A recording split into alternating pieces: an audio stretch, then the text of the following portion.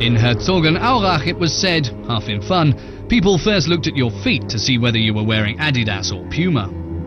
You really had to experience firsthand what it was like in a town with 2 factories and 2 soccer clubs. People just avoided one another. 2 new firms in Herzogenaurach were looking for powerful allies, like national soccer team coach Sepp Herberger.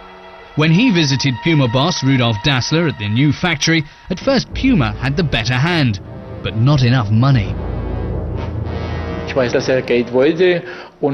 I know he wanted money, but he'd badly miscalculated, because Rudolf Dassler was deaf to that sort of thing. The next day, he gathered us all together and said, "I think I've made a mistake." We gave Herberger short shrift. I'm not sure that was the right thing to do. Nonetheless, we will continue to make progress. Then, of course, Sepp Herberger went to Adi Dassler.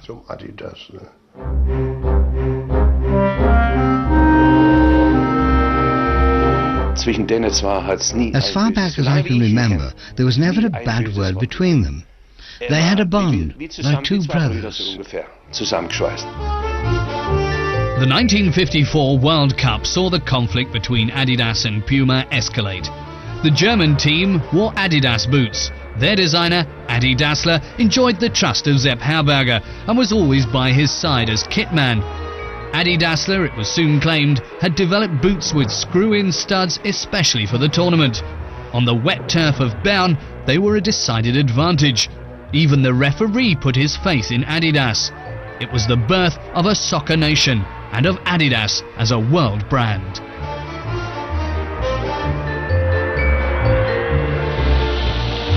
Von da innen geflankt, Kopfball, abgewehrt, aus dem Hintergrund müsste Rahn schießen. Rahn schießt, Tor, Tor, Tor, Tor!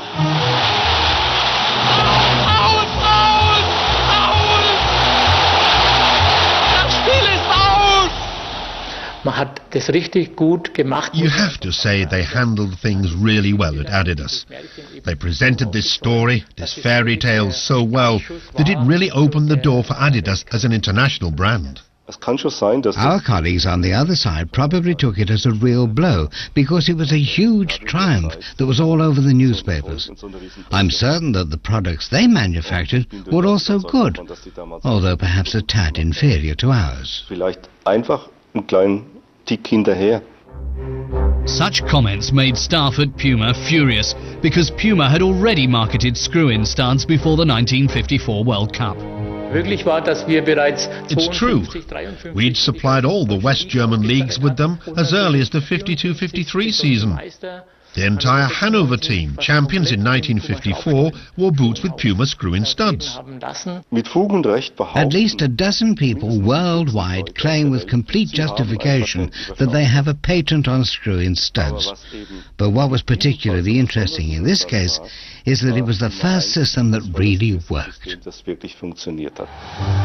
So in all likelihood, neither Puma nor Adidas really invented the screw-in stud. Still, the triumph belonged to Adidas. In the years that followed, the rivalry became increasingly unscrupulous. Adi Dassler suspected industrial espionage. The development department was sacrosanct to him. No outside was ever allowed in. On one occasion, an adhesives representative, whom we always needed, showed up. And he was actually in the development department when the boss came in. "If I didn't know you so well," the boss said, "I'd shoot you on the spot." Puma boss Rudolf was also worried about his inventions, but he was also curious. I once went into his office and saw an Adidas boot on his desk. It had been cut in half. He showed it to me and said, "Georg, take a look at this." And I said, "Well, once again, we found out a lot. That's actually good for our firm, boss." And he replied, "Yes, yes, but you know, although I love the treachery, I hate the traitor." To emulate the brother he despised, Rudolf wanted a world champion at almost any price, so he too started developing his contacts with sports stars, but he wasn't prepared to dig deep into his pocket. In spite of this very intense rivalry, the lieutenants sometimes crossed the river. And most of the time, the point of this was to sort of stem the rise in the demands of football players. So, you know, they would make little deals, particularly about German football players and clubs. And on one particular occasion, for one man who was, you know, completely unique, they came to a sort of peace agreement called the Pelé Pact. Brazilian star Pelé was the world's finest soccer player, and when it came to advertising, no one was in greater demand. Pelé was a player who had a price normally no one could afford, because he was gifted with such unparalleled skill. If the two firms had started to fight over Pelé financially, each would have had to fork out an enormous amount of money. So they came to a tacit agreement, it seems, that neither would approach him. Rudolf and Gebrüder Dassler sent son Armin to the 1970 World Cup in Mexico to sign up stars apart from Pelé, but the brilliant Brazilian proved too tempting. So after the tournament, Armin flew to Brazil with around $100,000 in cash. It's said that he kept the money in a safe, but in reality he had it stashed in flower pots. At last, Puma too had a legend on the payroll, but to achieve this, Armin Dassler had broken the Pelé Pact between Adidas and Puma.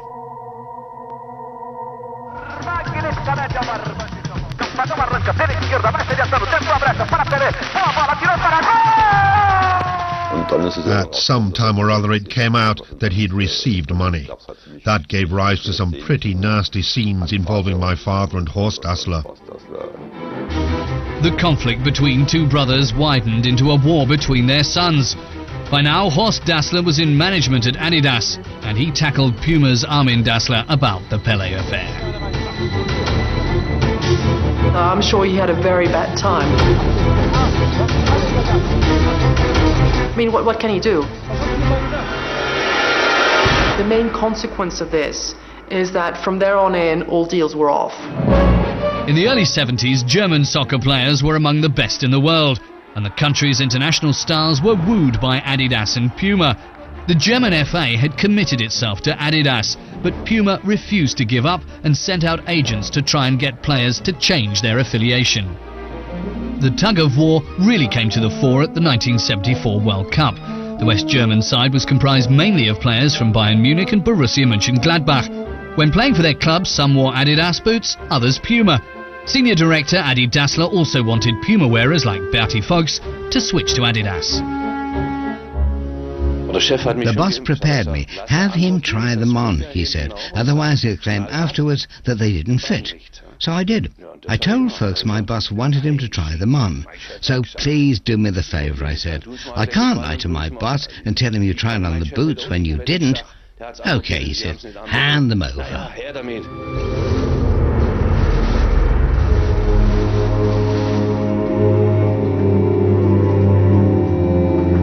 He took the boot, lifted up the tongue, looked inside and said, "There's nothing in here." I was really naive, of course. I didn't twig what he meant, what he expected to find in the boot. But when I told my boss, he laughed. Adidas versus Puma. The war between the two brothers sent prices soaring. The players knew that the German FA had long been using them as advertising media. Now they wanted a share of the spoils. In the training camp at Malente, they revolted. It was the first time that a group of players had insisted on their personal rights and demanded money for wearing a certain brand of boot. The whole squad had gathered in the dining room because there was a huge discrepancy between the players' views as to what they should get and those of the West German FA. Discussions went on through the night, and at one point the entire national team almost decided to go home the very next day. In Malente, players like Hoeneß, Beckenbauer and Bonhoff haggled with the German FA all night long. Naturally, we knew about other sums that were being paid. So we knew which direction to take and how far we could push things. And we were pretty successful. Around 6 a.m. reason prevailed. Otherwise, Germany could have gone to the World Cup without its internationals. It was that close. At the end of the long night, the players and the German FA reached agreement. The team would not boycott the World Cup. Disaster had been averted. At the last minute. In the end, cash flowed. From the German FA? No, back then from Adidas via the German FA. West Germany became world champions, once again in Adidas footwear. Adidas maintained its ties with the German FA. By now, Adi and Rudolf hadn't spoken a word to each other for many years. On one occasion they met by chance at a trade fair for sports goods. But this time too, there was just stony silence. In the autumn of 1974, only a few months after the World Cup, Puma boss Rudolf Dassler fell seriously ill. Now it wasn't his brother he was battling against, but death, and he wanted to square things with Adi. He wanted to see his brother one last time before he died. So Armin went to Adolf and asked whether he could possibly grant his father's wish. A priest was asked to mediate. I went back and forth from one brother to the other, from Rudolf Dassler, who was ill, to Adi Dassler, who was still active, discussing the matter with them. And I must say that there was a desire for reconciliation not only from Rudolf, but also from Adi Dassler. Adolf Dassler told me that he no longer held a grudge against his brother. It's over, he said. But he never went to see him. At Rudolf's funeral, Herzogenaurach cemetery was packed. Would the hatchet at last be buried along with Rudolf? Everyone wondered whether Adi would turn up, but he didn't. The leopard couldn't change its spots.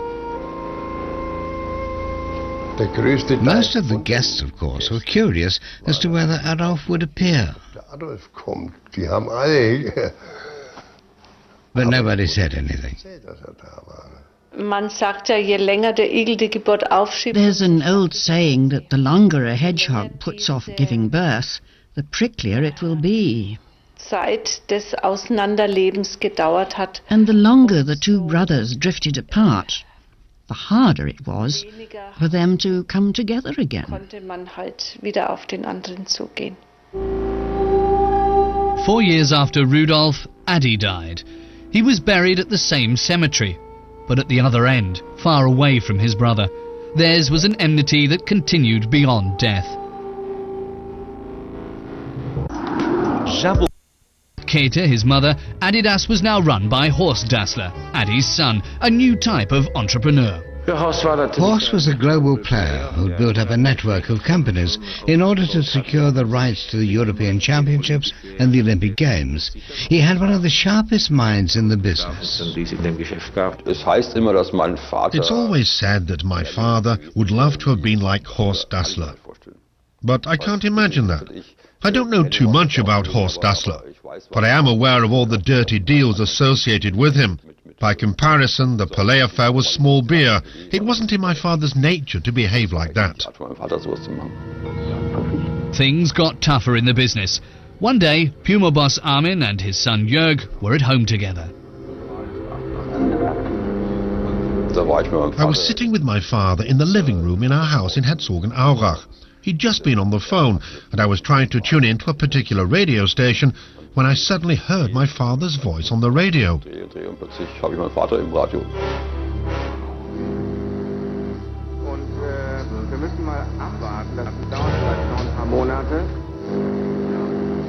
Something's crooked, I thought.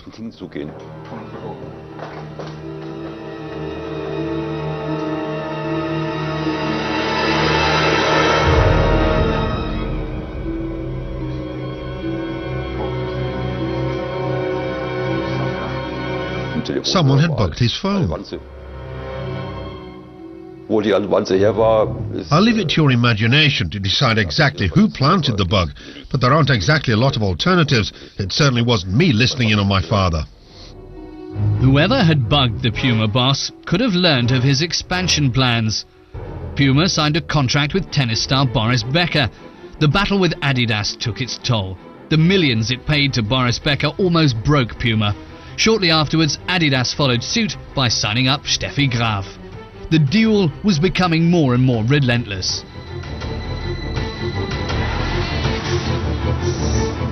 When Lothar Matthäus moved to Adidas club Bayern Munich, things became complicated. Since his father was a caretaker at Puma, Lothar was under contract with Puma. My whole family worked for Puma, so I felt a certain commitment to the firm, which Uli Hoeneß understood. But he wanted the transfer to go through at all costs. So he had to reach an agreement with Adidas that would permit Lothar Matthäus to wear Puma boots as a Bayern player. The main problem was that Lothar's father worked for Puma, and Lothar was worried that his father would get the sack if he signed for Bayern Munich and had to play in Adidas boots. But agreement was reached, I believe, in that should his father really lose his job, he'd be taken on by Adidas. Herzogenaurach is slowly growing together again. The two rival company headquarters still stand on opposite banks of the Aurach, but in the face of competition from Nike, production has long taken place in the Far East. And today, stockholders call the tune. The conflict between two brothers is now a battle between two international concerns. At the 2006 World Cup, thousands of fans without tickets watched the emotionally charged final on giant screens. Hardly any of them realized that they were also watching a final contested by Adidas and Puma. After so many years, the old opponents were facing one another in a World Cup final for the first time, and both wanted to win.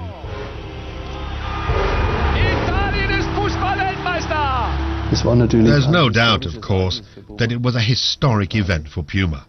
Never in the firm's history had a team wearing Puma boots reached the World Cup final. It was pure chance that a Puma team reached the final. In the long run, there's no way Puma can hold a candle to Adidas in the soccer arena. A moment with 80 years of prehistory.